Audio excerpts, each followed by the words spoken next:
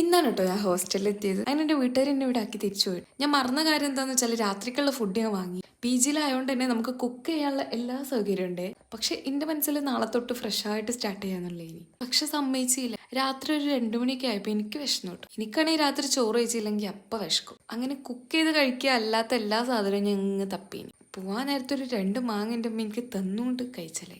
മാങ്ങ തിന്നാലൊന്നും വിശപ്പ് മാറൂല എന്ന് എൻ്റെ മനസ്സ് പറയും.